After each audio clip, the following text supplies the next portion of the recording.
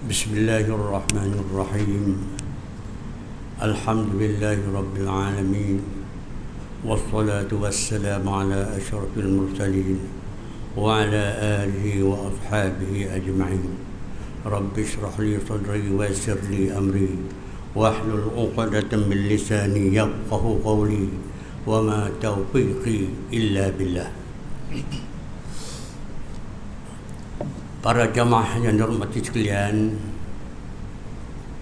mudah-mudahan kita hari ini dan seterusnya akan dilimpah rahmat Allah Subhanahu wa taala dan dikurniakan kepada kita kesihatan dan kebaikan untuk kita selama sehingga sampai ke akhirat. Amin. Hari ini saya nak sikit je. Hidup kita ni, kita tak boleh lepas dengan tiga perkara. Tak boleh. Sebab ini dah ketentuan Allah. Ketentuan Allah. Sifat yang perlu ada pada kita, yang pertama ialah sifat syukur pada Allah. Yang kedua, sifat sabar pada Allah. Yang ketiga, redha dengan ketentuan Allah. Redha dengan ketentuan Allah. Tiga ni kita tak boleh lari. Apa kita dapat, kita bersyukur, kecuali dengan jalan tak halal. Itu tak boleh. Kalau kita dapat dan kita mengikut peraturan dan kehendak Allah, maka kita wajib bersyukur pada Allah Subhanahu wa taala supaya kenikmatan kehidupan kita akan diridai Allah selama-lamanya sehingga kita sampai ke alam akhirat nanti. Itu dia. Sebab itu Tuhan kata, la in syakartum la azidannakum wa la in kafartum inna 'adzabi lasadid. Jika kamu syukur, aku tambah. Kata dia, aku tambah.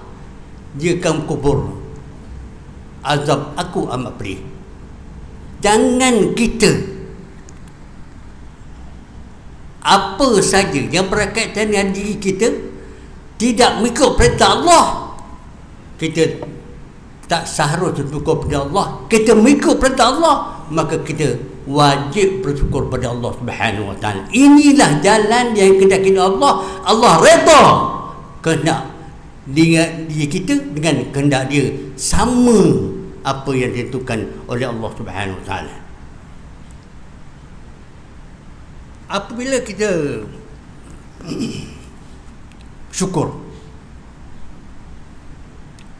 dalam kita bersyukur, kita ada suatu perkara yang lain, iaitu yang ditentukan oleh Allah, iaitu Allah uji kita. Allah uji kita. Di sinilah sifat sabar perlu berada kita. Apabila Allah uji kita, sifat sabar perlu ada pada kita. Wasta'inu bis sabri was salah, innallaha ma'as sabirin. Allah akan beri pertolongan kepada orang sifat sabar, kerana Allah bersama orang-orang yang sabar. Jadi kita mesti, kalau Allah uji, pasti dalam kesabaran. Ujian Allah, dia tahu kita, di mana kita, apa ada pada kita, apa yang kita lakukan. Dia tahu. Dia uji untuk nak menambahkan keimanan dan menghapuskan dosa kita Allah daripada dunia ini. Dosa, inilah akibatnya. Kalau Allah nak balaskan di atas dunia ini, Allah uji kita, maka kita sabar, dosa itu dengan sikitnya hingga habis, maka Allah balikkan semula kehidupan kita sebagai biasa, insya-Allah. Jadi di sinilah kita tahu bagaimana orang yang sabar ini dapat menentukan kehidupannya sebagaimana kehendak Allah. dia tak boleh sebagaimana satu kisah berlaku, satu kisah redha dan syukur, sabar dan syukur. Satu kisah berlaku zaman Nabi Allah Musa. Satu keluarga ni di dalam keadaan susah yang amat sangat, tapi mereka ni sabar. Satu hari isteri dia kata, wahai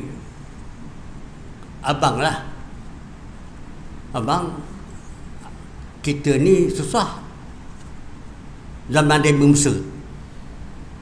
Apakah salahnya kita mengadu ke Nabi Allah Musa? Ceritakan hal kita ini, kesusahan kita ini kepada Nabi Allah Musa, apa yang dia patut buat. Mereka ini menghadap Nabi Allah Musa. Nabi Allah Musa bertanya kepada mereka, apakah yang aku boleh tolong?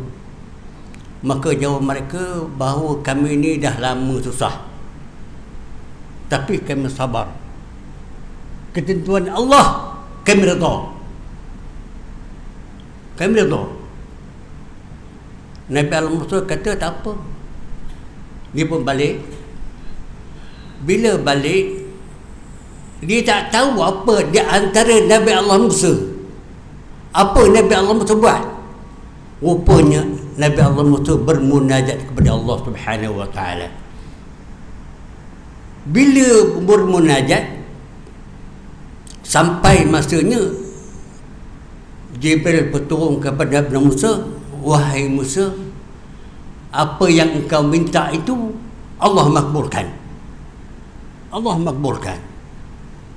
Yang nak menolong orang ini susah, tapi orang ini redha dengan keadaan susahnya sehingga mereka maju kepada engkau. Maka dengan takdir Allah Subhanahu wa taala, Musa pun bertanya kepada Jibril, apakah dia yang diberikan pada keluarga ni? Maka jawab Nabi Jibril, iaitu kekayaan.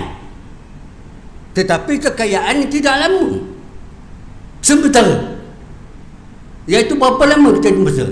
1 tahun. 1 tahun saja. Kemewahan hidup, kekayaan hidup 1 tahun saja. Allah sayang kepada hamba.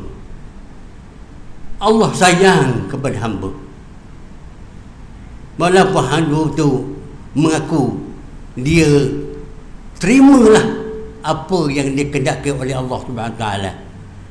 Sampai setahun ditakdirkan kekayaan itu, kemewahan itu, bapa ni rupanya keluarga ini dalam keadaan dia kaya, dia dapat kekayaan, dia belanjakan duit dia kepada keredaan Allah Subhanahu taala. Belanja sungguh-sungguh. Apa saja nak buat masjid, buat orang, bantu orang, semua dia bagi. Maka Nabi Musa sampai setahun, Nabi Musa tanya, kenapa sudah sampai setahun tidak diberhentikan kekayaan ini? Maka jawab Jibril berkata, Allah sayang kepada hambanya, kerana hambanya telah membelanjakan apa yang aku bagi kepadanya, sehinggakan mereka itu dapat keridhaan Allah. Maka Allah bagi kepada mereka sehingga mereka akhir hayat kehidupan mereka dalam keadaan senang. Ingat kita, sifat syukur dengan sifat sabar, dia bersekali. Sifat syukur dengan sifat sabar, redha pada Allah, redha ketentuan Allah sekali. 3 sifat ini mesti kita ikuti dengan sebaik mungkin. InsyaAllah kita dalam keadaan yang baik dan redai Allah Subhanahu wa taala. Mudah-mudahan Allah redha kita selama-lamanya dunia dan juga di akhirat. Wajah cukup cakap ini. InsyaAllah ketentuan Allah ini kita kena ingat pada semula, syukur pada Allah, sabar pada Allah, ketentuan Allah kita reda dengan kehendaknya. Insya-Allah kita akan berjaya dunia dan akhirat. آمين يا رب العالمين. أعوذ بالله من الشيطان الرجيم. بسم الله الرحمن الرحيم. الحمد لله رب العالمين، والصلاة والسلام على أشرف المرسلين وعلى آله وأصحابه أجمعين. اللهم اجعل جمعنا هذا جمعا مرحوما، وتفرقنا من بعده تفرقا معصوما. ربنا آتنا في الدنيا حسنة وفي الآخرة حسنة وقنا عذاب النار وقنا عذاب النار وقنا عذاب النار. وصلى الله على سيدنا محمد وعلى آله وصحبه وسلم.